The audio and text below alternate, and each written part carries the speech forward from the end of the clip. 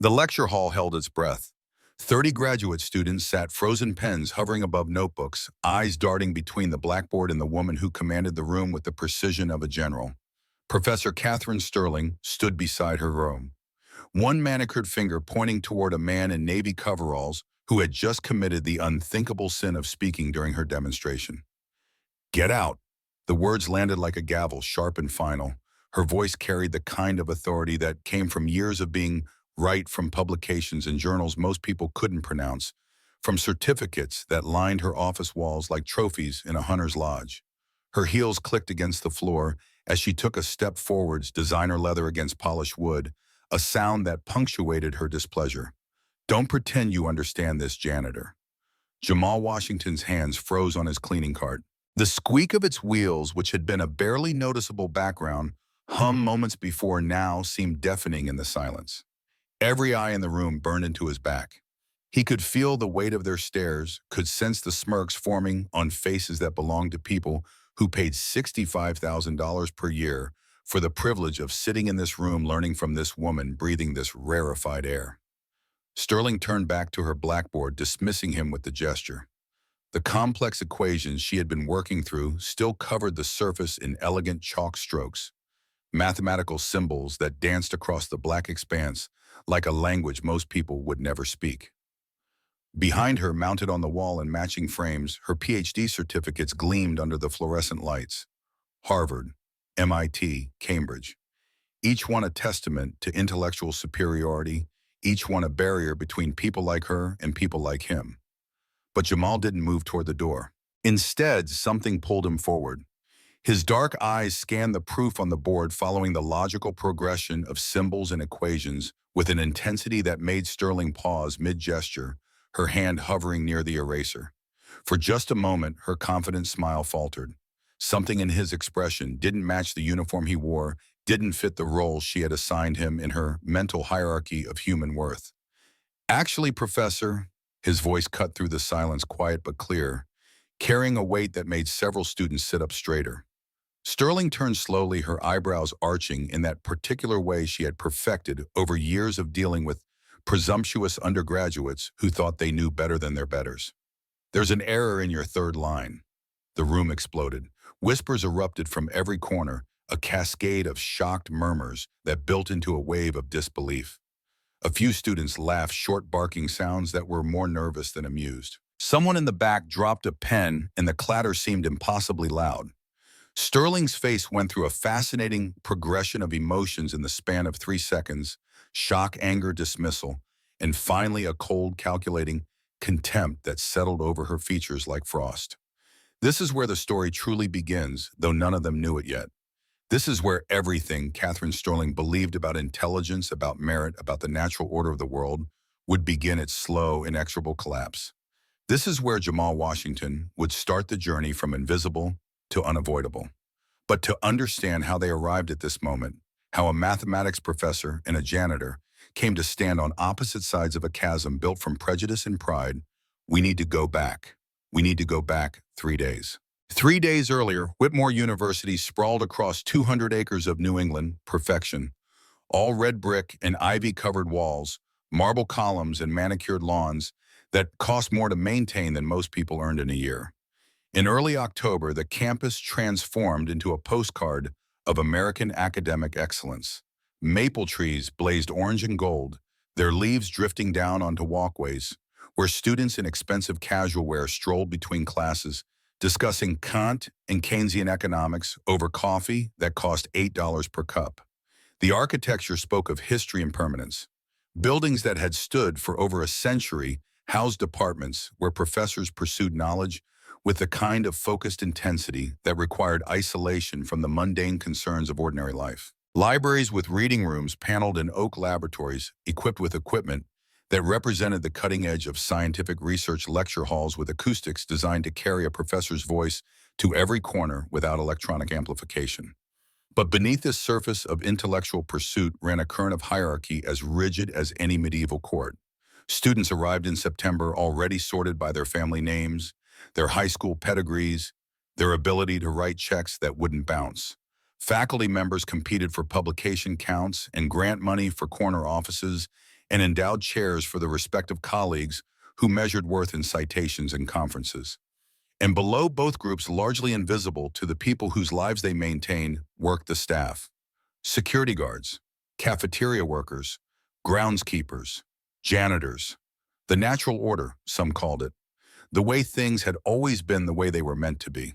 Catherine Sterling's office occupied a corner of Thornton Hall's third floor, a position that offered views of both the Central Quad and the mathematics building where most of her teaching took place. She had fought for this space, had leveraged her publication record and her growing reputation to secure what lesser faculty members could only envy. Now on a Tuesday morning in early October, she stood at her window watching students cross the quad below her reflection, ghosting across the glass. 35 years old and already a full professor. The achievement still filled her with satisfaction even 3 years after her promotion. She had published 17 papers in top-tier journals, had won the Bergman Prize for her work in complex analysis, had turned down offers from Stanford and Berkeley to stay at Whitmore where her star continued to rise. In a field dominated by men, many of them older and convinced of their superiority, she had forced her way to the table through sheer brilliance and relentless work. Her office reflected this success, the certificates on the wall arranged with careful precision, the bookshelf lined with texts, many bearing her contributions in the acknowledgments or references. The photographs from conferences where she stood beside Fields medalists and National Medal of Science winners, her smile confident, her posture suggesting she belonged in their company. The desk, imported mahogany that had cost more than most people's cars, held stacks of papers waiting for her review grant proposals in various stages of completion, letters from colleagues seeking her expertise.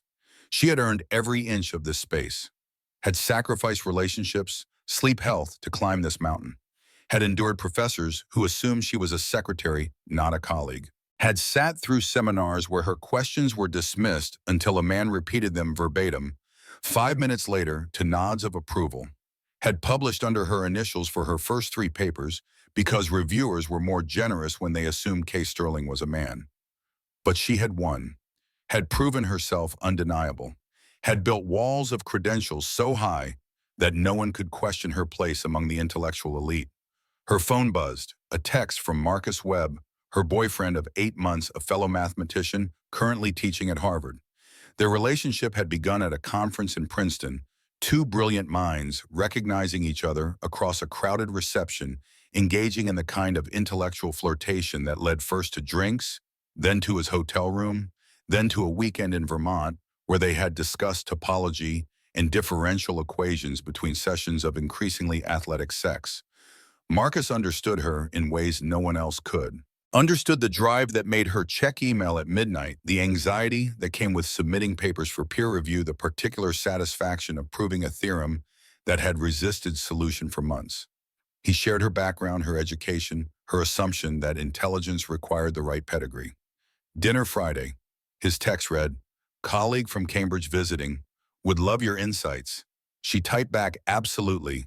My place at 8 perfect. Wear that blue dress." She smiled. Marcus appreciated her appearance as much as her mind, a combination she had learned to leverage. In faculty meetings, she dressed for impact, knowing that her intelligence was harder to dismiss when packaged in Armani suits and Louboutin heels. Let them notice her appearance first. By the time they finished cataloging her aesthetic presentation, she would have already demonstrated that her brain outmatched theirs. A knock at her door pulled her attention from the window. Sarah Mitchell, her doctoral student and protege, stood in the hallway holding a stack of papers. "Come in," Sarah entered with the cautious respect of a junior scholar approaching a mentor who held her future in perfectly manicured hands.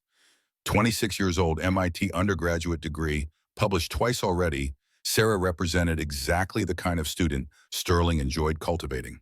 Brilliant, driven, willing to work the long hours that real mathematics demanded, but also appropriately deferential understanding that the relationship between professor and student required clear boundaries of authority. "I've finished the revisions on the boundary value paper." Sarah set the stack on Sterling's desk, her fingers not quite trembling, but close. She had been working on this paper for 7 months, a collaboration that would cement her reputation if it was accepted by the Journal of Differential Equations. But acceptance required perfection, and Sterling's standards made perfectionism look casual. Sterling picked up the top page, her eyes scanning the introduction. She read in silence for 30 seconds while Sarah stood motionless waiting. Then she set it down.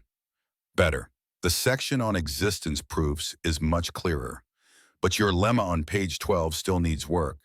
The current wording suggests conditions that are stronger than necessary. Sarah nodded, pulling out a pen to make notes. Sterling watched her, remembering her own graduate student days. The terror of advisor meetings, the crushing self-doubt that came with negative feedback, the slow realization that brilliance wasn't enough, that you also needed resilience and stubbornness and a willingness to defend your ideas against people who assumed you were wrong. But Sterling's own advisor had been different from her. Professor Harold Sterling, no relation despite sharing a last name, had seen her potential immediately, had pushed her harder than he pushed his other students because he recognized something special, had written recommendation letters that opened doors, had made phone calls to colleagues, had ensured her first publication landed in a top journal rather than a secondary venue. She tried to be that kind of mentor to Sarah, demanding but fair, critical but supportive, building the next generation of mathematical excellence. Submit this to the journal by Friday. I'll write the cover letter tonight. Sarah's face brightened. Thank you, Professor Sterling. I really appreciate your guidance on this. After she left, Sterling turned back to her window. Below, students continued their migration across campus, moving between classes and social obligations, their lives structured by schedules that someone else had designed. She watched them with something between affection and contempt. They were so young, so unaware of the battles waiting for them in the real world, so convinced that their expensive educations guaranteed success. Most of them would disappear into mediocrity, would take their degrees and their sense of entitlement into corporate jobs or law schools or medical programs, would become comfortable and conventional, would forget the heady intoxication of pure intellectual pursuit. Only a few would stick with it, would choose the hard path of academic research, would sacrifice everything else to the pursuit of knowledge. And fewer still would excel. Her phone rang. The department chair, Professor David Chen, calling about the upcoming Euler's Challenge. The competition represented one of Whitmore's most prestigious events, $50,000, an automatic PhD admission to the winner, international attention from mathematical communities worldwide. Sterling had served as head judge for the past 3 years, a role she took seriously. Catherine, just confirming you're prepared for next week's announcement. Absolutely, I prepared the registration materials and the preliminary screening problems. Excellent. The dean is very excited about the media coverage this year. Apparently, several international outlets are planning to cover it. Sterling smiled. The Euler's Challenge had grown in prestige under her leadership.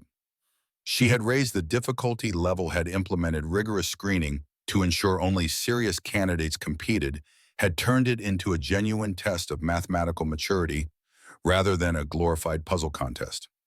I've designed the problems to truly challenge our graduate students. This won't be easy.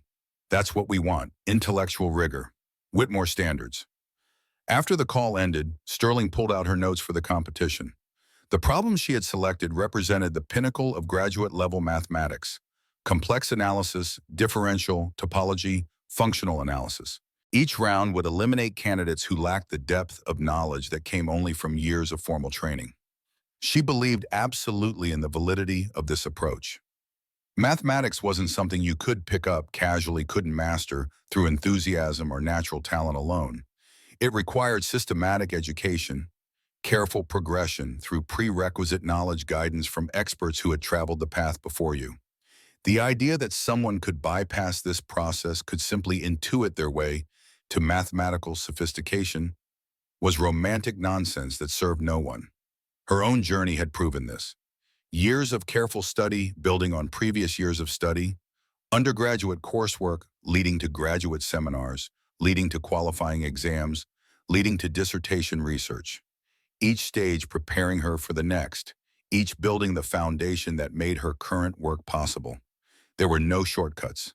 Anyone who claimed otherwise was either lying or deluded. She thought about this as she prepared for her afternoon lecture. The topic was advanced topology, a subject that required substantial mathematical maturity just to understand the basic vocabulary. Her students had been struggling with the recent material, their problem sets revealing gaps in their intuition. Today she would demonstrate a particularly elegant proof, would show them how a real mathematician thought through complex problems. The lecture hall was already filling when she arrived, students claiming their preferred seats, opening laptops and notebooks, settling into the ritual of academic learning. Sterling set her materials on the desk at the front of the room, then turned to write on the blackboard. Her handwriting was precise, each symbol formed with the kind of care that made her proofs as aesthetically pleasing as they were logically rigorous. The proof she had chosen concerned the topology of certain abstract spaces, a result that was both beautiful and counterintuitive. She worked through it methodically, explaining each step, watching her students' faces to gauge their comprehension. Most looked confused, a few looked engaged, one or two looked like they might actually understand. This was normal. Mathematical sophistication took time to develop, and most students in this room were still in the early stages of that development. They could follow symbolic manipulations, could verify that each logical step was valid, but they couldn't yet see the larger structure, couldn't yet develop the intuition that separated competent mathematicians from exceptional ones. She was midway through the proof when she heard it. The squeak of wheels, the soft clatter of cleaning supplies. Maintenance had apparently decided to send someone through during class time, an irritation she would need to address with facilities management. She glanced over her shoulder, briefly saw a man in a navy coveralls pushing a cleaning cart along the sidewall, and dismissed him from her attention.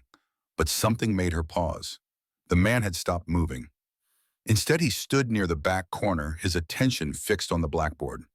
His eyes tracked across the equations she had written, his expression intense in a way that didn't match his role or his clothes. Sterling felt a flash of annoyance. Maintenance workers were supposed to be invisible to do their jobs without disrupting the educational mission that justified the university's existence. This man's obvious interest in her lecture was inappropriate, a boundary violation that suggested he didn't understand his place in the institutional hierarchy. She continued with her proof, trying to ignore his presence. But she kept noticing him in her peripheral vision, kept seeing him study the blackboard with that same intense focus. It was distracting, this janitor, who apparently thought he could understand graduate-level mathematics. When she reached the critical step in her proof, the moment where the argument turned on a subtle property of continuous functions, she made an error. A small one easily corrected the kind of computational mistake that happened sometimes when you were writing in real time before an audience. She substituted one variable for another, introducing an inconsistency that would propagate through the rest of the proof if left uncorrected. None of her students noticed. They continued copying into their notebooks, trusting that their professor's work was correct. But the janitor noticed. She saw him lean forward slightly, his eyes narrowing as he examined the line where the error had occurred. His lips moved silently, as if working through the logic himself, and then his expression shifted just fractionally into something that looked like recognition. Sterling finished the proof feeling satisfied despite the small error. She would catch it during her review tonight, would send a correction email to the class. These things happen. Mathematics was difficult, and even experts sometimes made small mistakes. She was about to erase the board and move on to the next topic when the janitor stepped forward. The audacity of it shocked her into momentary silence. He approached the blackboard, his eyes still fixed on the proof, his whole body language suggesting that he had something to say. And that's when he spoke. That's when Jamal Washington, invisible maintenance worker, committed the unforgivable act of challenging Catherine Sterling's mathematical authority in front of her students. Actually, Professor, there's an error in your third line. The afternoon after the confrontation, Sterling sat in her office trying to focus on grant proposals, but finding her concentration fractured by memory. The janitor's observation had been correct. After the class emptied, after she had sent him away with a dismissive wave and a cold reminder that he should focus on his actual job, she had returned to the board and checked her work. The error was exactly where he had indicated. Line 3. She had indeed mixed up variables in a way that made the subsequent proof invalid. It took her 20 minutes to rework the equations to find the correct approach to restore logical consistency to her demonstration. 20 minutes to fix a mistake that a janitor had spotted in seconds. The implications of this were deeply troubling. Either he had gotten lucky, had noticed something obvious that happened to coincide with an actual error, or he possessed a level of mathematical sophistication that shouldn't exist in someone who cleaned toilets and emptied trash cans for a living. Sterling pulled up the university's employee directory on her computer, searching for information about Jamal Washington. The file was sparse, Hired 5 years ago. Assigned to facilities maintenance, primarily working evening shifts across 3 buildings. No disciplinary issues, no special commendations. Nothing that would explain how he had spotted an error in a graduate-level topology proof. She told herself it was a fluke, coincidence. Perhaps he had overheard graduate students discussing similar problems, had memorized some phrases without understanding their meaning, had simply parroted back something that happened to be relevant. Maintenance workers didn't study mathematics in their spare time. They didn't develop the kind of mathematical intuition required to spot subtle errors in real time. But a small voice in the back of her mind, a voice she tried hard to ignore, whispered that maybe her assumptions were wrong. Maybe intelligence didn't always wear the uniform she expected. Maybe brilliance could exist in places she had never thought to look. She pushed these thoughts away, irritated with herself for even entertaining them. The natural order existed for good reasons. People who possessed true intellectual gifts found ways to develop them, found paths to proper education and recognition. The system wasn't perfect, but it worked reasonably well at identifying and cultivating talent. Someone smart enough to do graduate mathematics would have found their way to graduate school, wouldn't be working night shifts as a janitor. Unless something had prevented them, unless circumstances had intervened in ways that had nothing to do with ability. Sterling stood and walked to her window, looking out over the campus she had conquered through sheer force of will. She thought about her own path to this office, this position, this life. Thought about the obstacles she had overcome, the doors she had forced open, the people who had tried to stop her. But she had advantages: a middle-class background, parents who valued education, no dependents to support, health insurance, financial aid and scholarships that made graduate school possible, a network of mentors who saw her potential and helped her navigate the system. What about someone without those advantages? Someone brilliant but poor, someone with family obligations, someone who had to work multiple jobs just to survive. How would they pursue their intellectual gifts? Where would they find the time, the resources, the access to education that required both money and leisure? She shook her head, annoyed with herself for this line of thinking. Dwelling on hypotheticals was pointless. The janitor had gotten lucky, had spotted an obvious mistake, had spoken out of turn. That was all. There was no deeper meaning, no challenge to the fundamental assumptions that structured her worldview. Her phone buzzed, Marcus again, this time calling rather than texting. Catherine, I just got off a call with Harrison Webb. He mentioned your department is doing that Euler's Challenge competition next week. Yes, I'm head judge again. Why Harrison's concerned about maintaining standards. Apparently, there's been some social media chatter about opening it to non-students. Sterling's jaw tightened. Harrison Webb, Marcus's colleague at Harvard, was an old-school mathematician who made Sterling look progressive. He believed firmly that mathematical ability correlated directly with traditional credentials, that anyone without a proper pedigree wasn't worth considering. The rules technically allow any university personnel to enter, but realistically, it requires years of graduate-level training. I'm not worried about maintenance workers trying to compete. Even as she said it, an image flashed through her mind. The janitor standing in her classroom, eyes fixed on her proof with that intense focus. Good. Harrison was worried that Whitmore might be lowering standards for some misguided diversity initiative. I told him you wouldn't allow that. Of course not. Excellence has no room for compromise. After the call ended, Sterling found herself thinking about the Euler's Challenge with new unease. The competition would attract the best graduate students from across campus, would showcase mathematical talent at its finest. But what if the janitor decided to enter? What if he showed up at registration thinking his lucky guess in her classroom qualified him to compete against Harvard PhDs and MIT researchers? The thought was almost amusing. Almost, but underneath the amusement lurked something else, something that felt uncomfortably like fear. Jamal Washington's day began at 4 in the afternoon when most people were starting to think about leaving work. He woke in a small apartment 6 miles from campus, a third-floor walk-up, in a building that had been old when his grandmother was young. The rent was $700 per month, which was criminally cheap by New England standards, and still represented nearly half his income from the maintenance job. He made coffee in a machine he had bought used from Goodwill, toasted bread that was one day past its sell-by date, checked his mother's medication schedule on the calendar, tacked to his refrigerator. She was doing better this month, the new treatment showing promising results, but the bills kept coming. Even with Medicare covering some of it, the copays and uncovered expenses added up to amounts that made his stomach clench when he thought about them too directly. $500 due next week for the oncology appointment, $300 for the new prescription the doctor had added, $200 for the nutritionist because the insurance company had decided that was elective rather than necessary, plus rent, plus utilities, plus food, plus gas for the car that was held together mostly through prayer and mechanical improvisation. The mathematics textbook on his kitchen table was 8 years old, bought used from a campus bookstore for $12. He had been working through Chapter 17 the night before studying spectral theory and functional analysis material that would be covered in second-year graduate courses if he were still enrolled in a mathematics program instead of cleaning buildings where mathematics was taught. He thought about MIT sometimes, though he tried not to dwell on it. Thought about the life he had been building there, the research he had been conducting, the future that had seemed so clear and achievable. 3 years into his PhD program, publications under his belt, an advisor who believed in him, a dissertation topic that excited him every time he thought about it. And then his mother's diagnosis. Stage 3 breast cancer, aggressive, requiring immediate treatment. She was alone in Boston, having moved there to be near him after his father died. No siblings to share the burden, no other family members who could step in and help. Just Jamal, who suddenly had to choose between his degree and his mother's life. It hadn't felt like a choice, not really.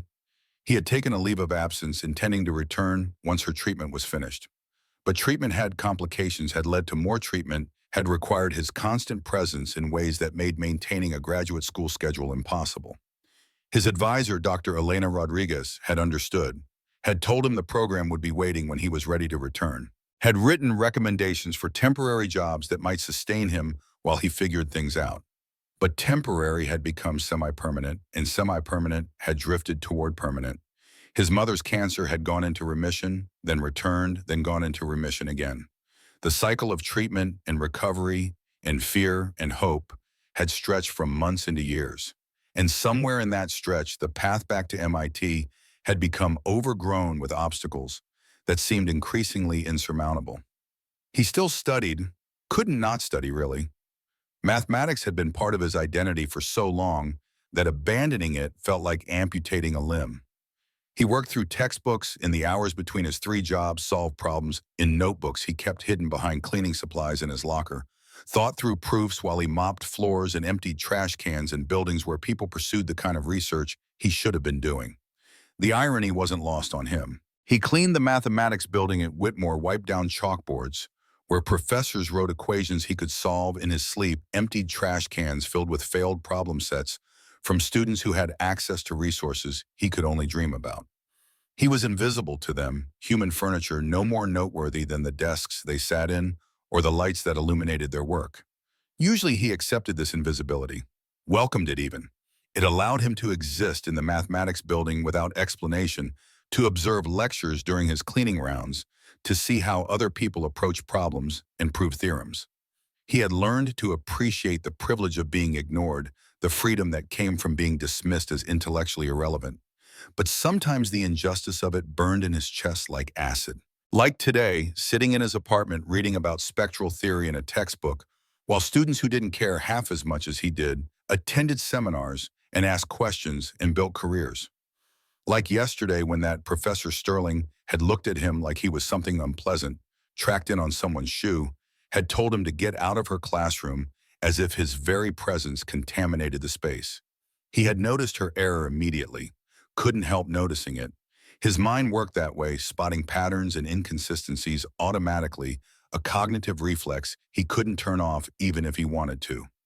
Line 3 of her proof had introduced a substitution that didn't preserve the necessary properties, had created a logical gap that invalidated everything that followed. Part of him had wanted to stay silent, had understood that speaking up would mark him as presumptuous, would cross boundaries that weren't meant to be crossed by people in his position. But another part, the part that still thought of himself as a mathematician, despite the Navy coveralls, couldn't let it stand. Couldn't watch her complete a proof that was fundamentally flawed and say nothing. So he had spoken, had pointed out the error, and had been rewarded with exactly the response he should have anticipated. Dismissal, contempt. The clear message that his input was neither wanted nor valued, that he should remember his place and stick to his actual job. He pushed the memory away, finished his coffee, pulled on his work uniform. The first shift started at 5 cleaning academic buildings before evening classes began. Then a break from 8 to 9. Then the main shift from 9 until 2 in the morning, covering 3 buildings across campus. If he was lucky, he could grab 4 hours of sleep before his morning job at the warehouse started at 7. This was his life now. This was what remained of the promising graduate student who had published 2 papers before his 25th birthday, who had impressed his MIT professors with his intuitive grasp of complex mathematics, who had dreamed of contributing to the field he loved. But dreams were luxuries, and he had responsibilities. Sterling's lecture 2 days after the confrontation drew a smaller crowd than usual. A few students had apparently decided that advanced topology wasn't worth their time, preferring to take the grade hit rather than wrestle with material that bent their minds into uncomfortable shapes. She didn't mind.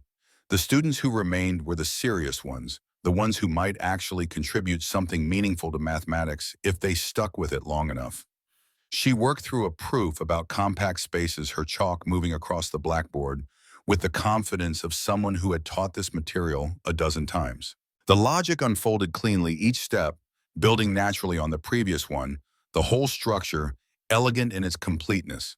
But she found herself hesitating before she wrote each line, double-checking her work more carefully than usual. The janitor's correction had shaken her confidence in ways she didn't want to examine too closely. She kept thinking about his eyes, the way they had tracked across her proof with clear comprehension, the certainty in his voice when he pointed out her error. Halfway through class, she heard the familiar squeak of wheels. Her shoulders tensed involuntarily. The maintenance worker was making his rounds again, pushing his cart along the side wall, his presence a distraction she didn't need. But this time she forced herself not to look, not to acknowledge him. He was doing his job, and she was doing hers, and those jobs didn't intersect in any meaningful way. Whatever had happened before was an anomaly, a fluke, nothing worth dwelling on. She finished the proof and turned to face her students. Any questions? A hand rose in the middle section. Sarah Mitchell, her star student, looking puzzled. Professor Sterling in line 7. When you apply the lemma about continuous functions, doesn't that require the domain to be connected? I'm not sure we established that property earlier. Sterling looked back at the board, tracing through the logic. Sarah was right. She had skipped a step, had assumed a property that needed to be verified. It wasn't a fatal error. The proof could be fixed easily, but it was sloppy. Good catch, Sarah. Let me add that verification. She turned back to the board, beginning to write the necessary argument. But before she could finish the first line, another voice spoke from the back of the room. Professor Sterling, there's actually a simpler way to handle that issue. She froze. The voice belonged to the janitor. Again. He had spoken from his position by the far wall, his tone respectful but firm, his words cutting through the classroom protocol like a knife through silk. The students turned in their seats, staring at this unprecedented interruption. A few looked confused, wondering who this person was and why he thought he had the right to speak during a lecture. Others looked amused, anticipating entertainment at the expense of an overconfident maintenance worker. Sterling slowly set down her chalk. Her hand trembled slightly, anger rising hot in her chest. She turned to face him, her expression carefully controlled, despite the fury building beneath the surface. "Excuse me," Jamal stepped away from his cart, moving into the aisle between seats. His movement was calm, unthreatening, but his presence suddenly dominated the room in a way that had nothing to do with physical size. Instead of verifying that the domain is connected, you could use the alternative formulation of the lemma that works for arbitrary topological spaces. It's actually stronger and makes the rest of the proof cleaner. The silence that followed was absolute. Sterling felt 30 pairs of eyes watching her, waiting to see how she would respond to this challenge from an impossible source. Her mind raced through the mathematics, checking whether what he said was correct, and realized with sinking certainty that it was. There was indeed an alternative version of the lemma, one that didn't require the connectedness assumption. Using it would simplify the proof, would eliminate the extra verification step she had been about to add. It was the kind of insight that came from deep familiarity with the material, from understanding not just the mechanics of proofs, but their underlying structure. This is a classroom for enrolled students. Sterling's voice came out colder than she intended. If you're not enrolled, you need to leave. Now. Jamal held her gaze for a moment longer, his expression unreadable. Then he nodded slightly, turned back to his cart, and wheeled it toward the door. The squeak of the wheels seemed deafening in the continued silence. After he left, Sterling stood frozen at the board. She should continue the proof, should restore her authority through sheer competence. But her hands weren't quite steady, and her thoughts kept circling back to the same troubling question. How did a janitor know alternative formulations of advanced topology lemmas? Sarah raised her hand again, her expression carefully neutral. Professor, should we use the alternative formulation he mentioned? It does seem simpler. Sterling felt trapped. Accepting the janitor's suggestion would validate his interruption, would acknowledge that he had contributed something valuable. But denying it would be intellectually dishonest, would prioritize her ego over mathematical truth. She made her choice, hating every second of it. Yes, let's use the alternative version. As she worked through the revised proof using the approach that the janitor had suggested, she felt something shift inside her. The wall she had built around her understanding of intelligence, around her assumptions about who deserved to be in rooms like this, developed tiny cracks. Not enough to crumble, not yet, but enough to let in slivers of uncomfortable light. The announcement of the Euler's Challenge came 3 days later, delivered in a packed auditorium that buzzed with excitement. Sterling stood at the podium, looking out at hundreds of faces, feeling the weight of institutional prestige resting on her shoulders. This competition mattered. It represented Whitmore's commitment to mathematical excellence, its place among elite academic institutions, its ability to identify and cultivate the brightest minds. She had prepared remarks that emphasized rigor and standards that made clear what kind of intellectual sophistication the competition would demand. Her voice carried across the auditorium with practiced authority as she described the three-round structure, the escalating difficulty, the prestigious prize awaiting the winner. $50,000 in automatic PhD admission to any participating university. This represents the pinnacle of mathematical achievement at the graduate level. She paused, letting the magnitude sink in. In the audience, she saw ambitious graduate students leaning forward, already calculating their chances. These were her people, properly educated, rigorously trained, equipped with the tools that years of formal study provided. A hand rose near the middle. Derek Carter, a Harvard graduate student, spending a semester at Whitmore as a visiting researcher. Sterling nodded at him. Professor Sterling, can all university personnel enter the competition? The question was innocent enough, but something in his tone suggested he wasn't asking purely theoretically. Sterling's eyes scanned the auditorium, wondering if the janitor was somewhere in the crowd. She didn't see him, but that meant nothing. He worked evening shifts. He could be anywhere. Technically, yes. The rules allow any current university personnel to register. She let the word technically hang in the air, weighted with meaning. Then she continued, her voice taking on an edge that anyone paying attention would recognize as warning. However, advanced mathematics requires years of formal training. The problems in this competition will demand deep knowledge of graduate-level material. We wouldn't want anyone to embarrass themselves publicly by attempting something far beyond their preparation. Her gaze swept the room, making eye contact with faculty members who nodded approvingly. The message was clear. This competition was for serious mathematicians, for people with PhDs or working toward PhDs, for individuals whose credentials demonstrated their right to compete, not for janitors. Let me demonstrate the level of sophistication required.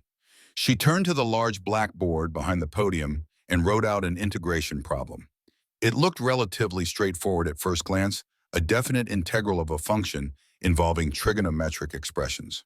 But anyone with real mathematical training would recognize the subtlety hidden in its apparent simplicity. This requires advanced techniques, integration by parts, clever substitutions, and sophisticated manipulation of trigonometric identities. Anyone unable to solve this within, say, 15 minutes probably shouldn't waste our time with the actual competition. The audience stirred as students pulled out notebooks and began working. The room filled with the soft sounds of pen on paper, of whispered consultations between classmates, of the quiet intensity of people engaged in mathematical problem solving. Sterling watched them work, feeling satisfied. This was how mathematics education should function. Properly prepared students applying methods they had learned through systematic instruction, building on foundations laid by years of prerequisite coursework. The natural order maintained. After 10 minutes, hands began rising, students who had arrived at solutions eager to demonstrate their competence. Sterling called on a few listening as they explained their approaches. The methods varied slightly, but all followed similar patterns. Integration by parts to handle the products of functions. Substitution to simplify the trigonometric expressions. Careful evaluation of resulting integrals. All correct, all adequate, all exactly what she had expected from graduate students with proper training. She was about to erase the board and conclude her demonstration when a voice spoke from the back of the auditorium. A voice she had heard too many times in the past week. A voice that sent a spike of adrenaline through her system even before her conscious mind registered who was speaking. Professor Sterling, there's a more elegant approach using symmetry properties. Every head in the auditorium turned. The crowd parted slightly, revealing Jamal Washington standing near the rear exit. He still wore his maintenance uniform, still carried himself with that same quiet dignity that somehow made the coveralls irrelevant. But now he was walking forward, moving down the center aisle toward the front of the room. Sterling's hand tightened on the chalk she was holding. She felt hundreds of eyes on her, felt the weight of the moment, felt her carefully constructed authority beginning to slip. "Oh, really?" Her voice dripped condescension, each syllable precisely calibrated to remind him and everyone else watching of his place, his role, his presumption in speaking at all. "Please, enlighten us with your insights." She stepped away from the board, gesturing toward it with exaggerated courtesy. Part of her hoped he would back down, would recognize the social pressure she was applying, and retreat to the safety of silence. But a larger part she didn't want to acknowledge needed to see what he would do. Needed to know if this janitor who had twice corrected her mathematics could actually demonstrate the sophistication his intervention suggested. Jamal reached the front of the auditorium. He picked up a piece of chalk from the tray beneath the blackboard, his hand steady despite the weight of attention focused on him. Then he turned to the board and began to write. His handwriting was crisp, professional, surprisingly elegant for someone who supposedly cleaned floors for a living. He worked quickly but not hastily, each symbol placed with the kind of confidence that came from deep familiarity with mathematical notation. Instead of following the lengthy approaches the students had used, he wrote a series of transformations that exploited the symmetry of the trigonometric functions. Where others had attacked the problem through brute force computation, he revealed an underlying structure that made the integral collapse into something almost trivial. By recognizing that this integral has mirror symmetry around the midpoint of its domain, we can transform it into a much simpler form. The same answer, but with half the work. He stepped back from the board. The transformation he had written out showed why the integral evaluated to its particular value revealed the mathematical reason rather than just computing through mechanical application of techniques. It was beautiful in the way that good mathematics should be beautiful, elegant, and insightful, and deeply satisfying. The auditorium erupted in spontaneous applause. Not universal, not overwhelming, but genuine. A scattering of graduate students who recognized what they had just witnessed, who appreciated the difference between competent calculation and mathematical insight. Sterling felt her face flush. The applause died quickly under her withering stare, students remembering where they were and who held power in this room. But the damage was done. The janitor had demonstrated before hundreds of witnesses that he possessed sophistication that shouldn't exist outside formal academic training. Her competitive nature flared, threatened by this unexpected challenge. In a moment she would later recognize as reckless, driven by confusion and unwilling fascination, she strode to the blackboard and erased the integration problem. In its place, she wrote something much more difficult. The equation came from her own doctoral research, a complex differential equation that had taken her weeks to solve even with her advisor's guidance. It involved nonlinear terms, unusual boundary conditions, and required advanced techniques from multiple areas of mathematics. She had chosen it specifically because solving it should be impossible for anyone without years of graduate training in differential equations. She turned to face Jamal, her voice carrying across the now silent auditorium. "Fine, if you think you're so mathematically gifted." The words came out before her rational mind could stop them, before she fully considered the implications, before she recognized how personal this had become. Solve this equation and I'll marry you. Nervous laughter rippled through the crowd. The joke was clearly intended to humiliate, to reduce his presumptuous challenge to absurdity. Everyone understood the subtext. This problem was impossible for him. He would try and fail, would reveal the limits of his lucky guesses, would be exposed as an amateur, pretending to sophistication he didn't possess. But Jamal didn't laugh. He stared at the equation for 30 seconds that stretched like hours. His eyes moved across the symbols, his lips moving silently, as if working through the logic internally. And Sterling, watching him with a mixture of dread and anticipation, saw something shift in his expression. Saw the moment when the problem clicked, when its structure became clear to him, when he understood what needed to be done. Then he stepped forward and began to write. What happens when your certainty cracks? When the foundations of everything you believe shift beneath your feet? When someone you dismissed as irrelevant demonstrates that your assumptions were built on prejudice rather than truth? Catherine Sterling is about to find out. Jamal's chalk moved across the blackboard with methodical precision. He started by identifying what type of differential equations Sterling had written, classifying it according to properties that determined which solution methods would work. The symbols flowed from his hand in logical progression, each line building on the previous one, the whole argument unfolding like a story with inevitable conclusions. Sterling watched her initial confidence beginning to erode. He wasn't guessing, wasn't fumbling through trial and error. He was systematically dismantling her problem using approaches that demonstrated genuine understanding of advanced differential equations. He chose separation of variables as his first technique, rewriting the equation in a form that isolated different terms. Then he applied a transformation that linearized the nonlinear components, a clever trick that required recognizing hidden structure in the equation's form. His work showed not just mechanical application of formulas, but real mathematical intuition. Around the auditorium, students leaned forward to watch. The more advanced ones, those who had seen similar equations in their own coursework, began to recognize what was happening. Whispered conversations broke out. Is he actually solving it? Where did he learn to do that? Who is this guy? Sterling felt heat rising in her face. She had designed this moment to expose him, to reveal the limits of his understanding, to restore the natural order she believed in.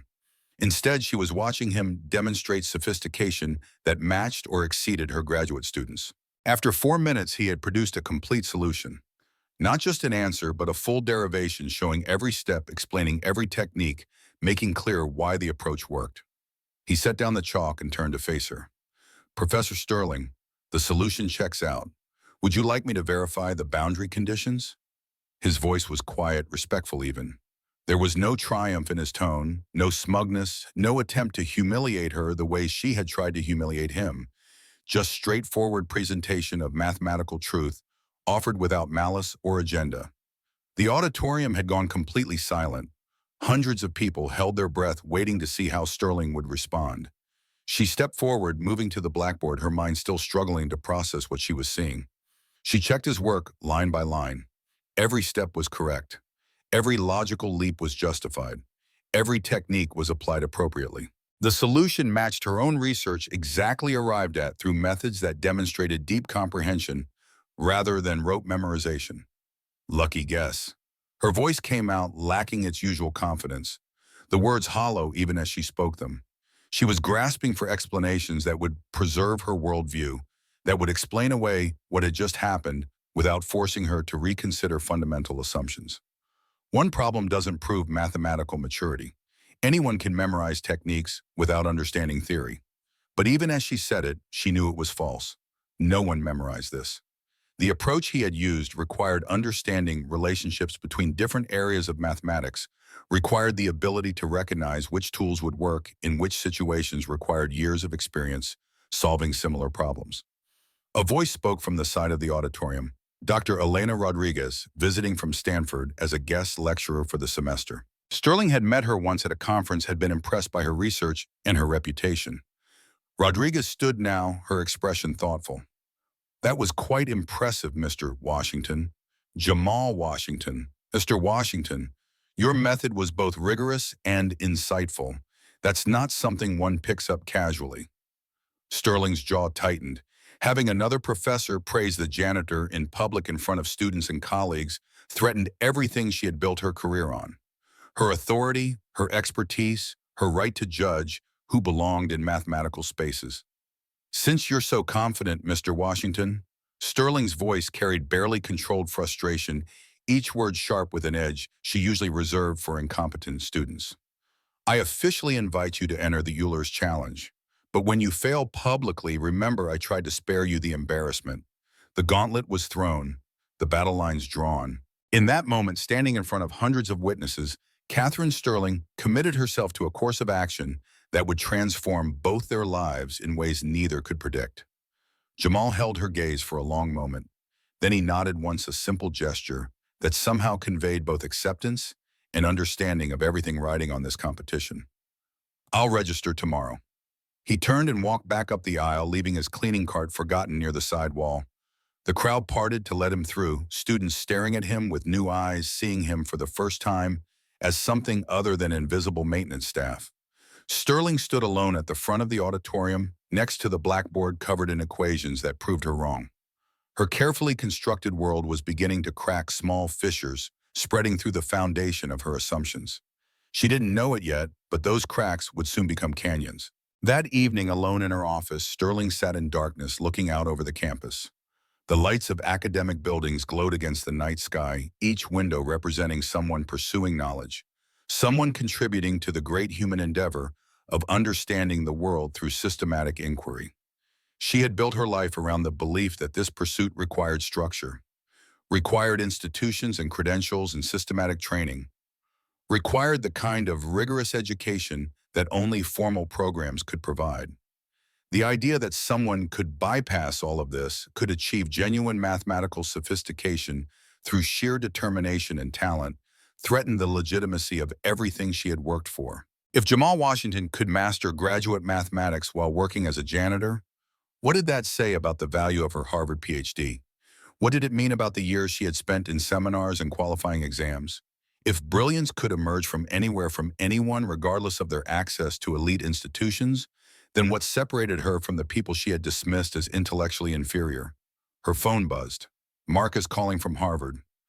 Catherine, I just heard from several colleagues about what happened at your competition announcement. Is it true that a maintenance worker challenged you?" Sterling closed her eyes, fighting against the humiliation of having her professional life become gossip fodder. He solved a problem. One problem. "It doesn't mean anything. Harrison Webb says you invited him to compete." "Catherine, surely you understand how this looks. The optics of allowing clearly unqualified personnel to enter a prestigious competition." He solved a differential equation from my doctoral research, Marcus, in 5 minutes, in front of 400 people. The silence on the other end of the line stretched long enough to make Sterling wonder if the connection had dropped. "That's impossible. I watched him do it. Then he must have seen the problem before, must have had access to your published work." "Catherine, people like that don't develop advanced mathematical skills spontaneously. There has to be an explanation." Sterling wanted to believe this, wanted to embrace any explanation that preserved the order she understood. But she had watched Jamal's approach too carefully, had seen the way he thought through the problem in real time. That wasn't memorization. That was genuine mathematical thinking. "I should go. I have papers to review." She ended the call before Marcus could say more, before his voice could reinforce doubts she was already struggling with.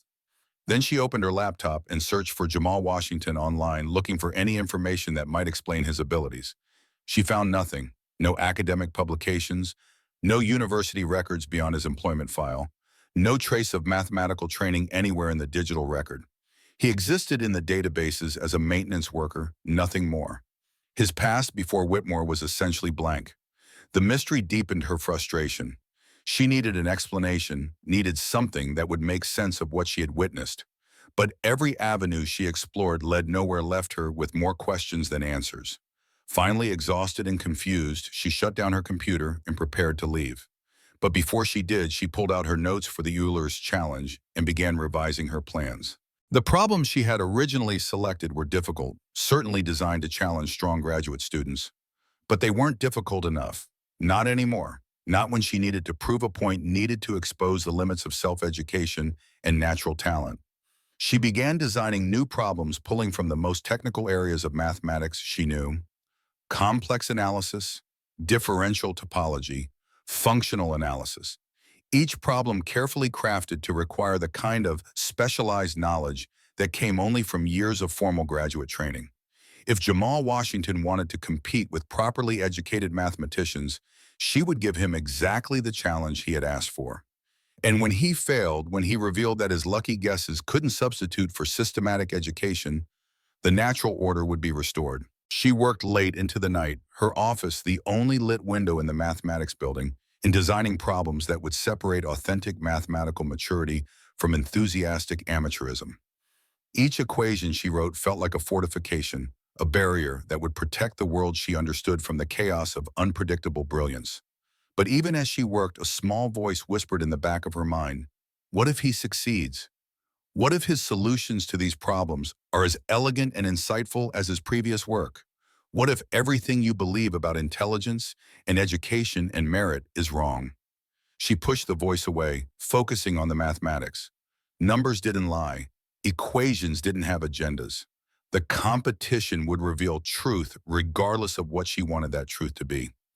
Across campus, in a small apartment 6 miles from the university, Jamal Washington sat at his kitchen table studying.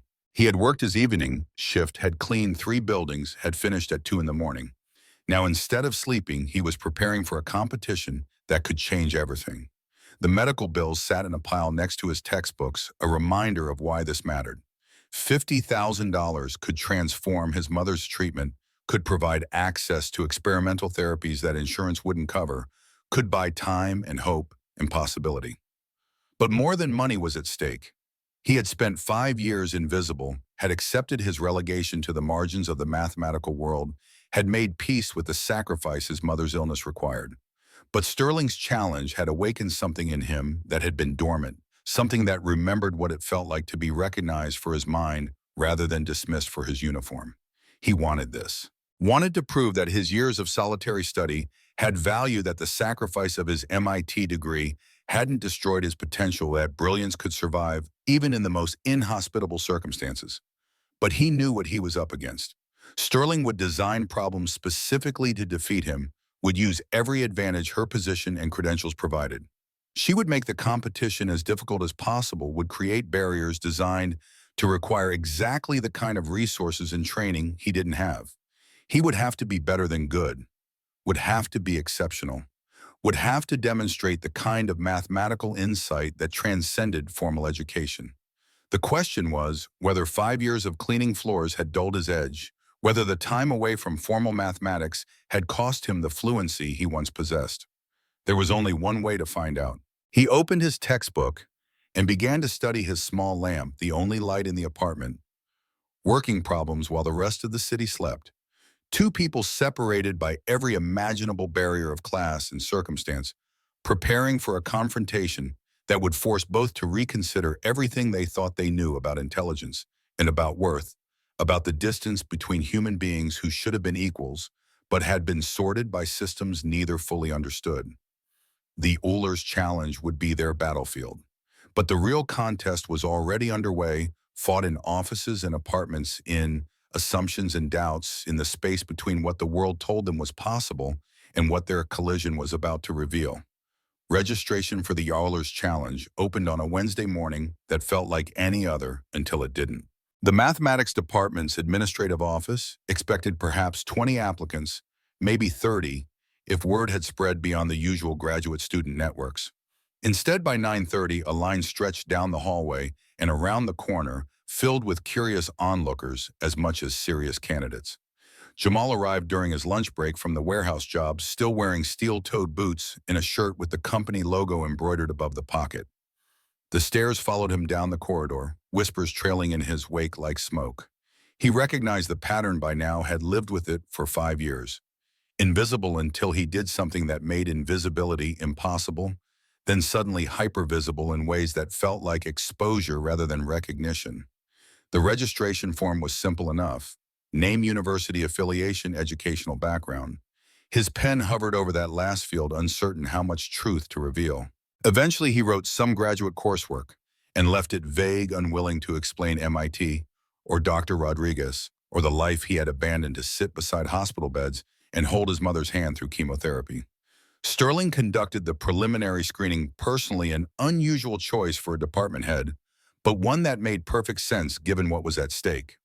She sat behind a desk in a small conference room, her expression professionally neutral, as candidates entered one by one to solve three qualifying problems under her direct observation.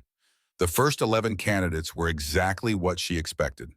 Graduate students from prestigious programs, their solutions technically correct if occasionally clumsy, their credentials impeccable enough to justify admission to the main competition.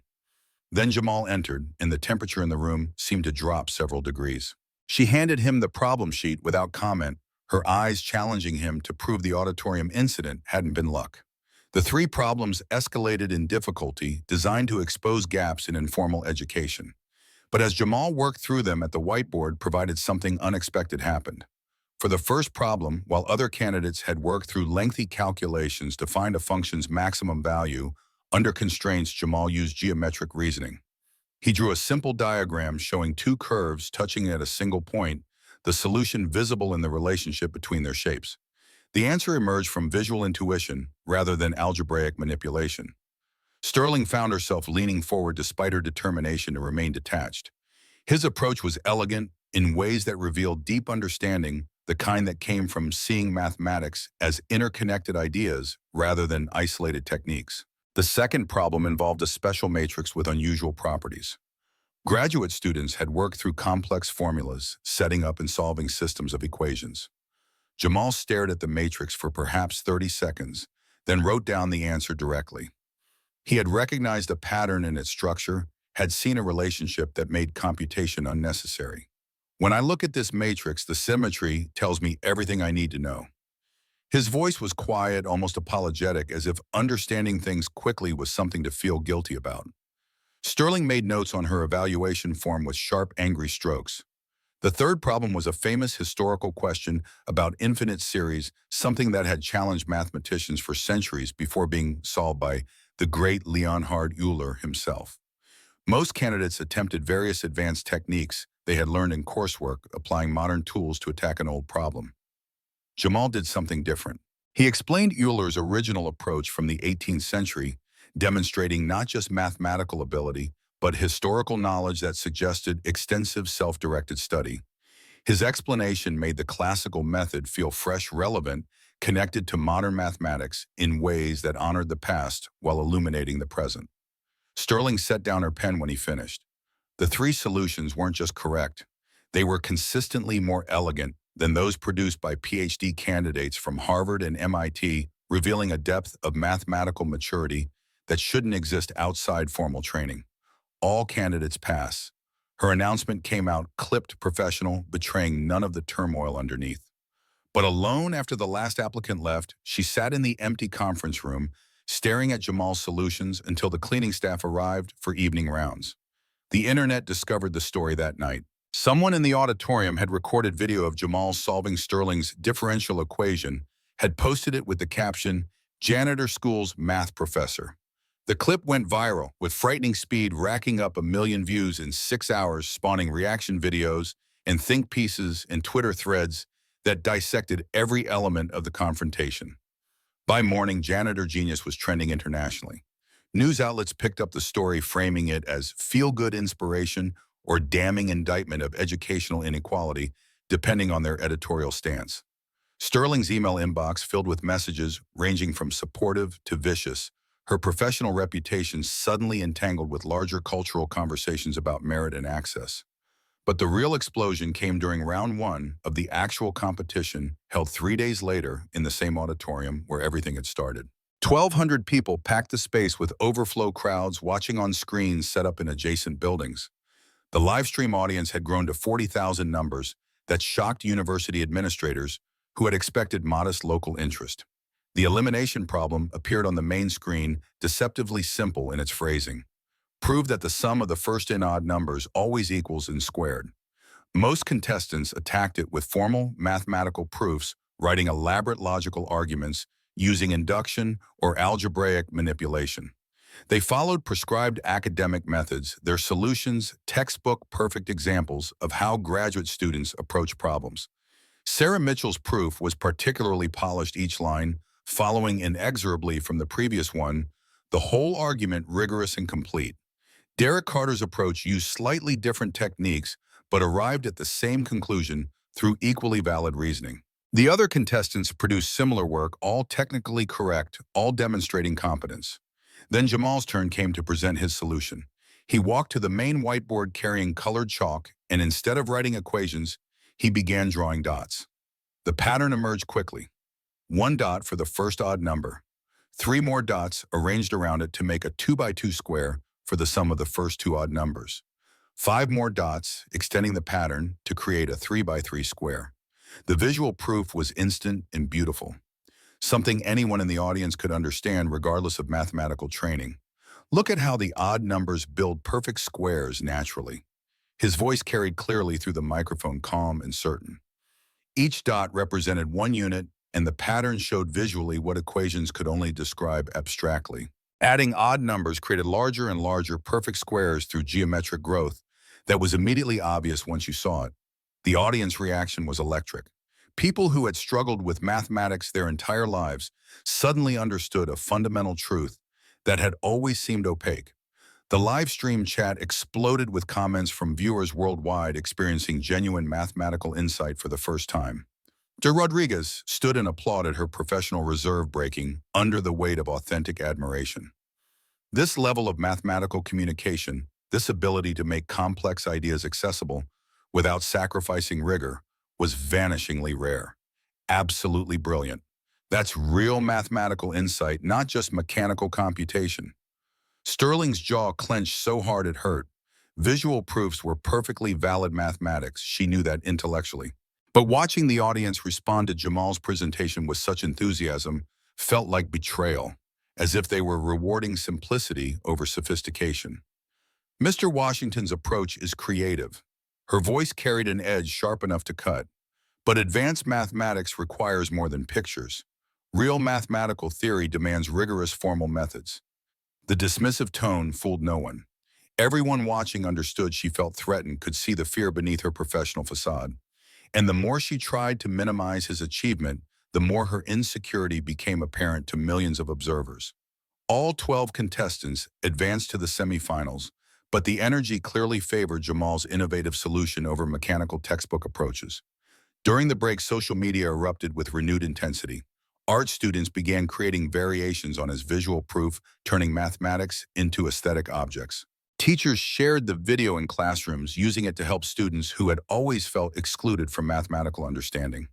The romantic shippers emerged in force, creating Sterling Washington hashtags and writing elaborate fan fiction about the brilliant professor and mysterious maintenance worker.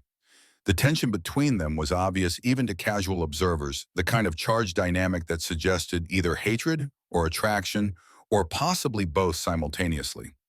University board members arrived to observe what had become an international phenomenon. Major donors wanted reassurance that Whitmore's reputation was being enhanced rather than damaged. Local news crews set up permanent positions outside the mathematics building, interviewing students about their perspectives on talent and education. And through it all, Sterling felt control slipping through her fingers like water. This was supposed to be her moment, her competition, her opportunity to showcase mathematical excellence according to standards she understood. Instead, it had become a referendum on everything she believed about intelligence and worth. Jamal's life outside the competition consisted of brutal arithmetic that left no room for error. His mother's next oncology appointment required $500 he didn't have yet. The experimental treatment her doctor recommended cost $8,000 that insurance had denied coverage for the rejection letter, using bureaucratic language to explain why keeping someone alive wasn't medically necessary. He worked the warehouse shift from 7 to 3, loading trucks and operating forklifts, his body performing repetitive tasks while his mind rehearsed proofs and theorems. The other warehouse workers knew nothing about his mathematics, saw him as just another guy trying to make rent and keep his head above water. Their conversations during breaks covered sports and relationships and complaints about management, ordinary concerns of ordinary people living ordinary lives. Then the university shift from 6 to 2, cleaning academic buildings while students and faculty pursued the kind of intellectual work he had sacrificed. He had developed systems for efficiency, could empty an entire lecture hall's worth of trash cans in under 8 minutes, could mop 3 floors in 40 minutes if he didn't stop to rest. But he did stop sometimes, usually around midnight, when the buildings were empty, except for occasional graduate students working late. He would pause outside classrooms where blackboards still held the residue of afternoon lectures, would study whatever fragments of mathematics remained visible. Once he found a beautiful proof of the spectral theorem written in a clear, careful hand. He stood there for 20 minutes working through the logic, appreciating the elegance of the argument. The third job was sporadic weekend shifts at a tutoring center where he helped high school students prepare for standardized tests. The irony of this was almost funny. He taught calculus and algebra to teenagers who saw mathematics as obstacle rather than wonder, who wanted tricks and shortcuts instead of understanding. But the $75 per session added up. So he smiled and explained derivative rules to kids who would forget everything by Monday. Sleep happened in the margins. 4 hours after the graveyard shift, if he was lucky, sometimes less if his mother needed him, sometimes not at all. If anxiety about money or the competition kept his mind churning. Coffee became less beverage than life support, consumed in quantities that probably weren't healthy but were absolutely necessary. The medical bills accumulated on his kitchen table like accusations. Each envelope contained another demand, another threat to send his account to collections, another reminder that American healthcare treated illness as moral failure worthy of financial punishment. He had applied for hardship programs, had filled out forms documenting his income and expenses in humiliating detail, had waited weeks for responses that ranged from inadequate to non-existent. $50,000 would change everything, would pay for the experimental treatment, would clear the existing debt, would buy time and hope and the possibility of his mother seeing him complete his PhD. The money alone would have been enough to justify competing, but something else drove him now. He needed to prove that the years of solitary study had value, that the sacrifice of his MIT degree hadn't destroyed his potential, that brilliance could survive even in the most inhospitable circumstances. Every problem he solved in the competition wasn't just mathematics, it was autobiography written in equations and proofs. Sterling's sabotage began subtly, an anonymous complaint to university security about inappropriate after-hours library access by non-academic personnel. Jamal arrived one evening to find his card access revoked. A security guard, explaining apologetically that facilities staff weren't permitted in academic libraries outside their assigned work hours. "I've been studying there for 3 years. His voice stayed level despite frustration burning in his chest. The guard shrugged, uncomfortable, but following orders that came from somewhere above his pay grade. "New policy, apparently. Sorry, man." The loss hurt more than seemed rational. The library had been his refuge, the one place where he could surround himself with books and ideas and the physical infrastructure of scholarship he had been forced to abandon. Studying in his apartment meant staring at medical bills and feeling the walls close in. The library had offered escape. He found new spaces, coffee shops that stayed open late, their wireless internet slow but functional.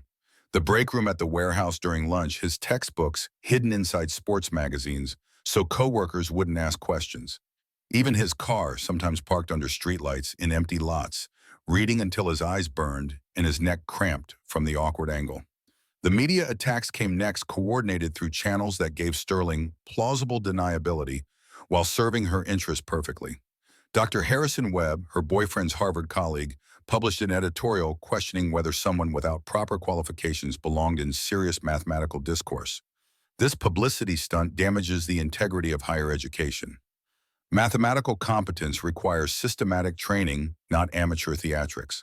Allowing unqualified individuals to compete against serious scholars undermines the very foundations of academic rigor. The argument was dressed in concern for standards, but the subtext was clear. People like Jamal didn't belong in spaces reserved for credentialed elites. His presence contaminated the purity of academic competition, threatened the mechanisms that separated worthy from unworthy. Other academics piled on their statements, varying in harshness but unified in message. Mathematics was serious business that required serious preparation. Natural talent without formal education was romantic nonsense. The competition should be restricted to actual students pursuing actual degrees. But for every attack, a defense emerged. Mathematicians who remembered being dismissed themselves, who had overcome barriers to enter the field, who recognized brilliance when they saw it regardless of packaging. Teachers who had spent careers trying to make mathematics accessible, who saw Jamal's visual proofs as exactly the kind of communication their discipline needed. Students who felt inspired by someone proving that credentials weren't the only path to excellence. The battle lines formed across social media and academic listservs, arguments about talent and access and institutional gatekeeping playing out in real time.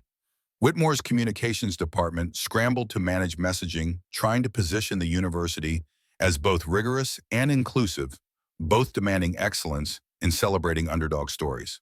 Through it all, Sterling maintained public neutrality while privately amplifying every criticism. She forwarded Harrison's editorial to colleagues with carefully worded messages about maintaining standards. She expressed concern in faculty meetings about the competition's integrity. She never said Jamal's name, never made explicit accusations, but her meaning was unmistakable to anyone paying attention. Dr. Rodriguez watched this campaign with growing unease. She had started noticing patterns in Jamal's mathematical style that triggered memories she couldn't quite access. The way he approached problems, the elegance of his solutions, the particular techniques he favored, all felt familiar in ways that suggested they had met before. But when she tried to remember where or when the details slipped away like water through her fingers, she had advised dozens of doctoral students over her career. Could he have been one of them? The timeline would work if he had been at MIT during her tenure there. But wouldn't she remember someone this talented? The semifinals arrived with even more fanfare than round one. The auditorium was packed beyond capacity, every seat-filled standing room claimed hours before start time. The live stream audience had swollen to 75,000 viewers, worldwide numbers, that made this competition bigger than most academic conferences. 6 contestants remained. Sarah Mitchell Sterling's protege looked nervous but determined. Derek Carter maintained his Harvard confidence despite the pressure. The other 3 graduate students carried themselves with the careful poise of people who understood they were competing not just for prizes but for future career opportunities. And Jamal, exhausted from working a double shift the night before, looked like someone running on fumes and determination. The semi-final problem appeared on the screen, technical language that intimidated general audiences but spoke clearly to trained mathematicians. Determine the convergence properties of this infinite series and analyze its behavior. The equations involve complex functions, unusual limits, and the kind of subtle analysis that required graduate-level expertise.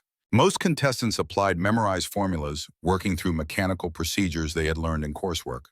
Their approaches were correct, but uninspired, the kind of competent mathematics that earned passing grades without revealing genuine insight. Jamal stared at the problem for 90 seconds, long enough that Sterling allowed herself a small smile of anticipated victory. Then he began drawing graphs on his whiteboard, simple curves that showed how the mathematical series behaved over time. Think of it like a bouncing ball. His voice carried across the silent auditorium, making complex analysis accessible through physical metaphor. Sometimes the bounces get smaller and eventually stop. Sometimes they get bigger and never end. The mathematics tells us which type of behavior we're dealing with. He showed how the series in question exhibited convergent behavior, settling into predictable patterns rather than spiraling out of control.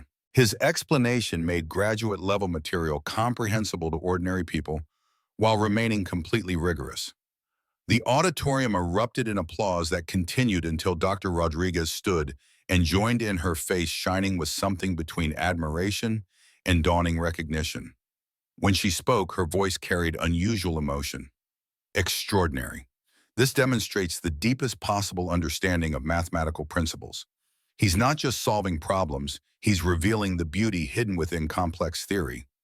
Sterling felt the moment slipping away from her, again felt her carefully constructed competition becoming a referendum on Jamal's brilliance, rather than a test of formal preparation.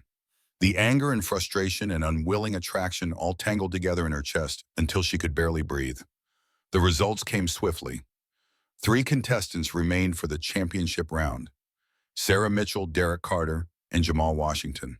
The janitor who refused to accept limitations had survived every challenge she had thrown at him, had demonstrated mathematical sophistication that matched or exceeded the best graduate students in the country. That evening, Sterling crafted her ultimate trap. She selected the problem from her own doctoral dissertation, the challenge that had consumed 3 years of her life with full university resources and expert guidance. If anything could expose the limits of self-education and natural talent, this would be it. She worked late into the night refining the problem statement, ensuring maximum difficulty while maintaining technical validity. This would require specialized knowledge from multiple graduate fields, would demand fluency with advanced techniques that took years to master properly. Tomorrow's final problem will require the deepest possible mathematical sophistication. Her announcement to assembled media carried satisfaction that bordered on vindictive. Only authentic mathematical maturity will suffice. But alone in her office afterwards, staring at equations that represented her greatest intellectual achievement, Sterling felt something unexpected. Not triumph at the trap she had set, but emptiness at what proving herself right would cost. Because somewhere in the past weeks, between confrontations and competitions and moments of unwilling respect, Jamal Washington had stopped being an abstraction to defeat and had become a person she was deliberately trying to destroy. And the realization that she was capable of such cruelty, that her prejudice could drive her to weaponize her expertise against someone who had done nothing wrong except challenge her assumptions, made her feel sick. She thought about withdrawing the problem, about choosing something fair instead of something designed specifically to crush him. But pride and fear and stubborn certainty that she must be right about how intelligence worked drove her forward. She finalized the championship challenge and sent it to the competition committee with instructions to display it exactly as written. Across campus, Jamal sat in his car outside his apartment building, too tired to climb the stairs, but unable to sleep. Tomorrow would determine everything. His mother's treatment, his future, his dreams of returning to the mathematical world he had been forced to abandon. He thought about Dr. Rodriguez, about the way she looked at him, sometimes with that strange expression that suggested half-remembered recognition. He wondered if she had figured it out yet, if she had connected the maintenance worker to the doctoral student who had left MIT 7 years ago, with promises to return that he had never kept. Part of him wanted to tell her, wanted to explain what had happened and why. But another part feared that revealing his past would somehow invalidate his present, would make his achievement seem less impressive if people knew he had formal training. Better to let them believe he was entirely self-taught, better to maintain the narrative that served the larger point about overlooked talent. Tomorrow would bring the ultimate test. Could he solve Sterling's deliberately impossible problem? Could natural talent combined with years of solitary study overcome institutional knowledge weaponized against him? Could one person's brilliance triumph over a system designed to exclude him? He didn't know, but he knew he had to try. For his mother, for himself, for everyone watching who had been told they weren't good enough, smart enough, credentialed enough to matter. The championship round awaited, and with it, the moment when everything would either validate or destroy the possibility that genius could emerge from anywhere if given the chance to shine. The championship morning arrived wrapped in the kind of October cold that bit through clothing and settled into bones. Outside Whitmore's main auditorium, a line had formed before dawn, people clutching coffee cups and phone chargers determined to witness history. By 8 o'clock, every seat was filled. Standing room disappeared by 8:15. Security eventually closed the doors, leaving hundreds outside, watching through live stream feeds on devices held in cold, numbed hands. Inside, the air thrummed with anticipation that felt almost physical. Camera crews positioned equipment along the walls, their lenses trained on 3 contestants who represented different visions of mathematical excellence. Sarah Mitchell Sterling's protege sat reviewing notes with the focused intensity of someone carrying her mentor's expectations. Derek Carter, Harvard's representative, projected the easy confidence of someone who had never seriously doubted his own brilliance. And Jamal Washington, still wearing maintenance coveralls beneath a borrowed jacket, sat motionless with his eyes closed. Catherine Sterling took the stage at precisely 9 o'clock. Her suit was immaculate, her makeup flawless, her expression radiating the kind of control that came from carefully constructed certainty. But anyone watching closely might have noticed a slight tremor in her hands as she gripped the podium, might have seen the muscles working in her jaw. Welcome to the championship round of the Yoler's Challenge. Her voice carried across the packed auditorium, amplified by microphones that broadcast her words to over 100,000 viewers worldwide. The competition had exploded beyond anything Whitmore had anticipated, had become a cultural flashpoint about merit and access, about who deserved recognition and how society determined worth. Today's challenge represents the highest standards of mathematical achievement. Given the unprecedented attention this competition has received, I'm implementing what I call the Sterling Standard. She paused, letting the phrase settle. Elena Rodriguez shifted uncomfortably in her judge's seat, her instincts warning her that something was wrong with this framing. Instead of a single problem, contestants will face three tasks. First, solve a research-level problem in 90 minutes. Second, present your solution to a panel of expert mathematicians. Third, defend your approach against rigorous questioning from specialists. The format was brutal, designed to expose any gap between lucky insight and authentic expertise. And the problem itself, when it appeared on the screen behind her, made several mathematicians in the audience inhale sharply. Sterling had reached deep into her doctoral research, had pulled out a challenge that had consumed 3 years of her life with unlimited university resources and constant advisor support. The equations filled the screen with intimidating complexity, technical language that suggested depths of specialized knowledge most people would never acquire. Sarah Mitchell's eyes lit with recognition. She had studied Sterling's published papers, had access to the methodology, had spent years in seminars where this exact type of problem was dissected and analyzed. Derek Carter nodded slowly, his Harvard education providing familiar frameworks for approaching the challenge. But Jamal stared at the problem like someone reading a death sentence in a foreign language. You have 90 minutes. Begin. The timer started its merciless countdown. Sarah and Derek immediately began writing their pens, moving with the confidence of people working through territory they recognized. Their whiteboards filled with sophisticated equations building upon foundations laid in countless graduate seminars. Jamal's board remained empty. 10 minutes passed, then 20. His hand held chalk but made no marks. His eyes scanned the problem repeatedly, searching for any entry point into mathematics that required knowledge he simply didn't possess. The specialized techniques Sterling had embedded in the problem demanded years of focused study in areas his self-education hadn't reached. Sterling provided commentary for the live stream, her voice smooth with vindication. Advanced mathematics requires systematic knowledge built over years of rigorous training. We're witnessing the fundamental difference between authentic education and amateur enthusiasm. By minute 30, sweat had begun forming on Jamal's forehead, despite the auditorium's aggressive air conditioning.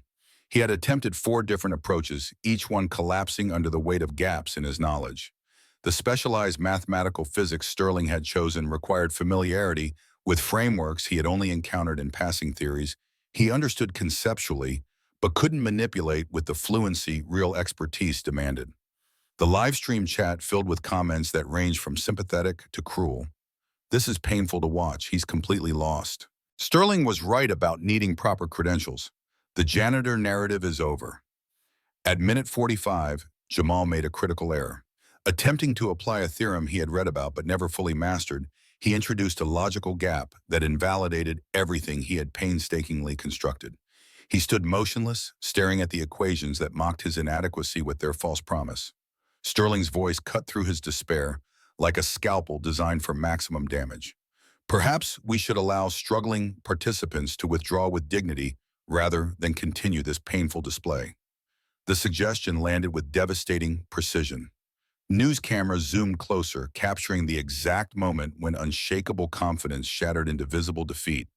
This image would be replayed millions of times, the moment a genius met reality, the moment natural talent encountered institutional knowledge. At minute 60, with 30 minutes remaining, Jamal set his chalk down. His shoulders sagged, his eyes closed. Every person watching understood they were witnessing surrender, the acknowledgement that some barriers couldn't be overcome through determination alone. Sterling smiled. Not broadly, not obviously, but enough that careful observers could see the satisfaction spreading across her features. The natural order was being restored before a global audience, proof that her assumptions about intelligence and education had been correct all along. But Dr. Rodriguez couldn't remain silent. She rose from her judge's position, her voice carrying unexpected authority. Before we continue, I want to remind everyone that mathematical history is filled with breakthrough discoveries made by individuals who ignored conventional wisdom and found new paths to truth. She wasn't helping Jamal directly, couldn't ethically do so as a judge, but her words carried meaning that resonated beyond their surface. The most profound insights often come from minds unbound by traditional approaches. Sometimes the greatest mathematical truths are found by those brave enough to see problems through completely fresh eyes. Something shifted in Jamal's posture. His eyes opened. A memory surfaced from years buried beneath the weight of survival and sacrifice. Something from his time at MIT, when mathematics had been his whole world rather than his secret refuge. Not identical to Sterling's challenge, but related through underlying principles that transcended specialized approaches. 15 minutes remained when he picked up his chalk again. What happened next would be analyzed for years. Jamal began writing not with the specialized techniques Sterling expected, not with the cutting-edge machinery that represented mathematical fashion, but with classical methods that had existed for over a century. Where Sarah and Derek built elaborate modern solutions using tools that required graduate-level training, Jamal constructed his approach using techniques so fundamental they appeared in undergraduate textbooks. He was treating Sterling's complex boundary value problem as a minimization challenge, finding the mathematical configuration that required the least energy. Like water flowing downhill to find the lowest point, like nature always choosing the path of least resistance, the mathematics revealed its structure when approached from this classical perspective. His chalk moved faster now, driven by the momentum of recognition. Where Sterling had used advanced functional analysis, he employed direct variational techniques. Where she had relied on sophisticated operator theory, he used energy estimates that any graduate student could follow. The mathematical community in the audience began stirring with recognition. This wasn't failure. This was something else entirely. Time expired at precisely 10:30. Jamal stepped back from his whiteboard, which displayed a complete solution using methods that hadn't been fashionable since his grandmother's generation, but remained mathematically bulletproof. Sterling stared at his work in shocked silence, her 3-year struggle with advanced techniques bypassed by approaches she had dismissed as outdated. The presentation phase began with mechanical formality. Sarah delivered competent explanation of Sterling's published methodology. Derek followed with similar results, solid but unremarkable. Then Jamal approached the microphone. I solved this problem using classical variational methods. His voice was steady despite the exhaustion radiating from every line of his body. The audience leaned forward, smartphones recording every word. While examining the challenge, I realized it could be understood as asking a fundamental question. What mathematical shape minimizes energy while satisfying the given constraints? Sterling interrupted with barely controlled fury. Mr. Washington, this problem requires advanced functional analysis and operator theory. Classical methods are insufficient for nonlinear boundary value problems of this sophistication. Jamal turned to face her directly, and something in his expressions suggested he had been waiting for exactly this objection. Professor Sterling, with respect, I believe your assumption about required methods may be unnecessarily limiting. Sometimes the most sophisticated tools aren't necessary if you choose the right approach. Mathematics doesn't care about fashion, it only cares about truth. The words hung in the air like a challenge to everything she had built her career defending. Several audience members who understood the deeper implications began to smile. This is undergraduate-level hand-waving.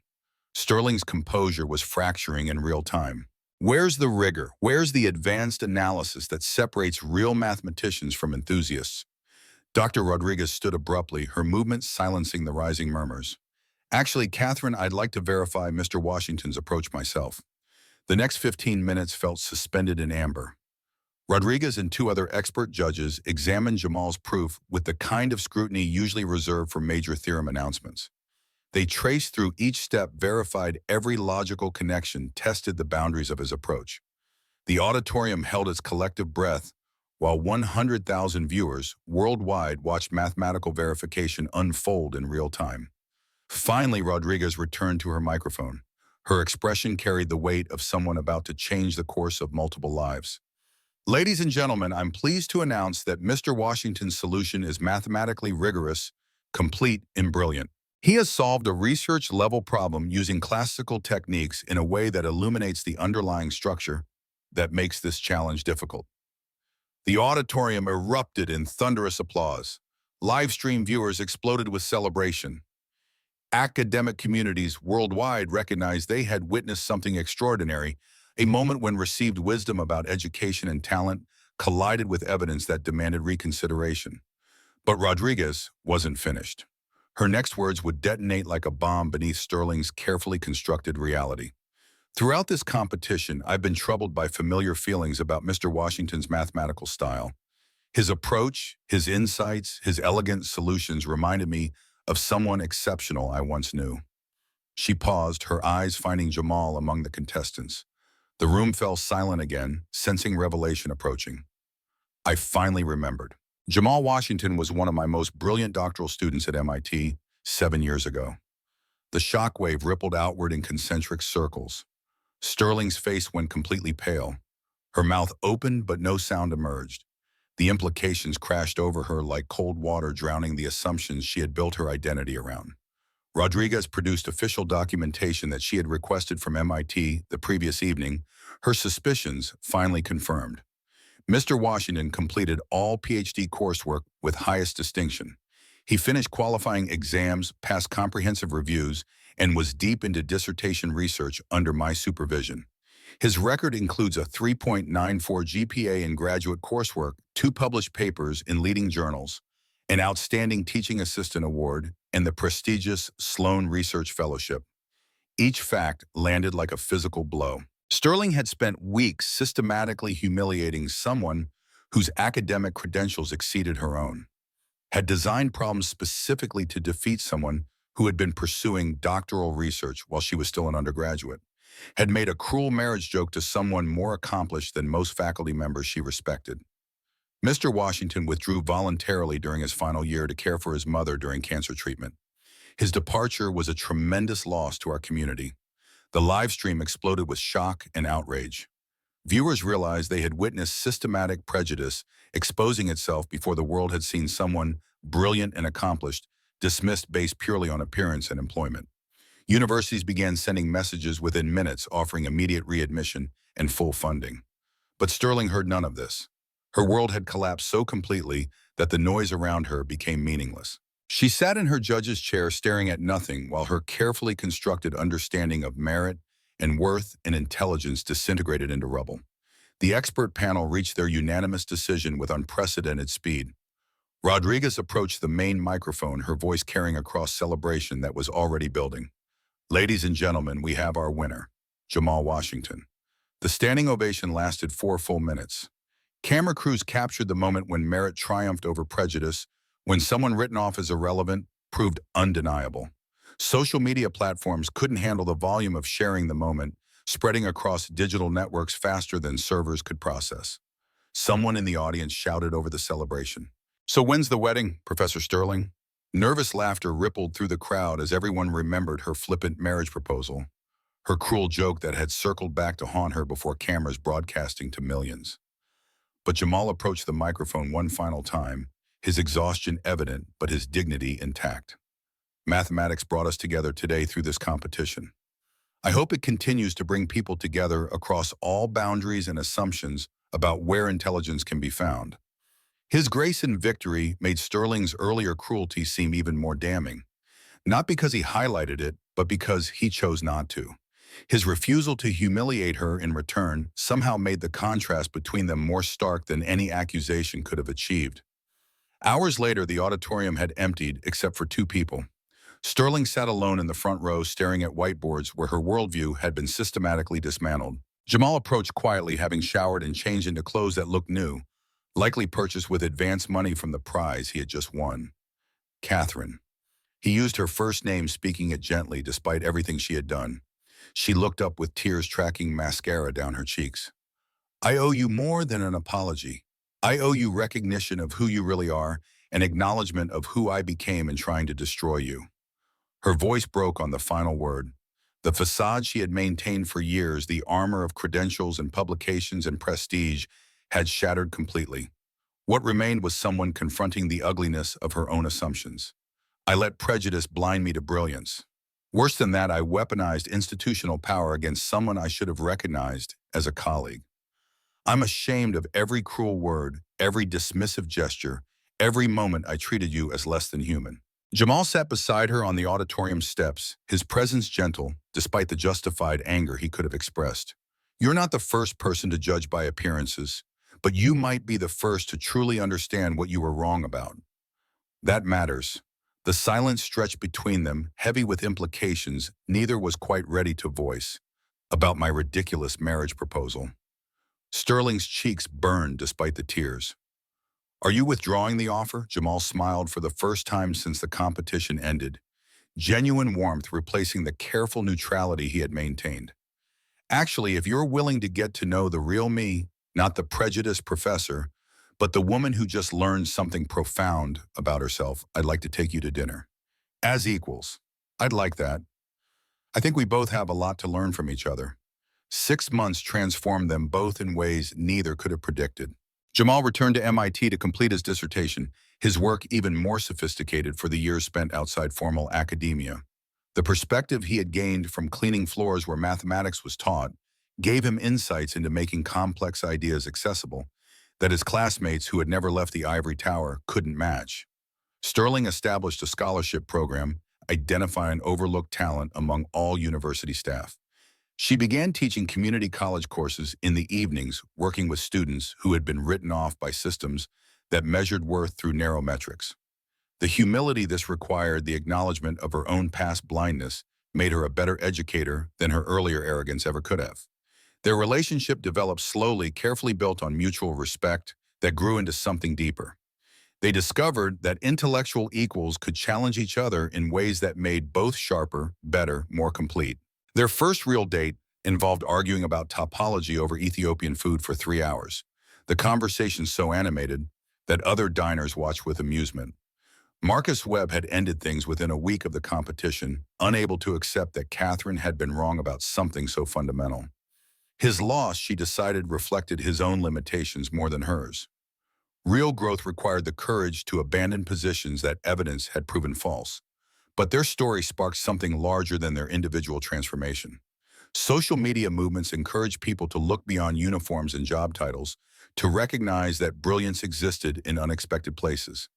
Universities nationwide reviewed hiring practices, discovered their own Jamal Washingtons working in cafeterias and maintenance departments and security offices. Countless stories emerged of brilliant minds trapped by circumstance rather than limited by ability. The lesson spread beyond academia. Businesses began looking differently at entry-level employees. Medical institutions reconsidered who they recruited. Even government agencies started programs identifying talent among populations they had previously overlooked. Because intelligence doesn't wear a uniform. Brilliance doesn't require a pedigree.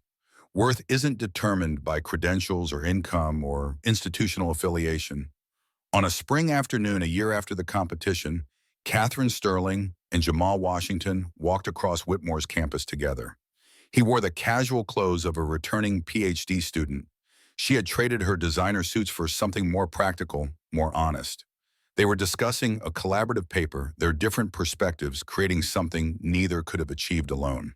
Students noticed them whispered about the professor and the former janitor, about the competition that had gone viral, about the relationship that had emerged from confrontation. But they noticed them as equals now, as two mathematicians contributing to their field, as two people who had chosen each other despite every barrier society had placed between them. The most beautiful equations, it turned out, were sometimes found in the human heart. The most profound truths emerged when people had the courage to question their assumptions, to look beyond surfaces, to recognize that genius could emerge from anywhere if given the chance to flourish. How many extraordinary people are you overlooking today? How many assumptions are you making about the people serving your coffee, cleaning your offices, working jobs society deems ordinary? The next time you meet someone, look beyond the surface. Listen to their ideas. Respect their knowledge. You might discover that the person you least expect is exactly who you most need to know.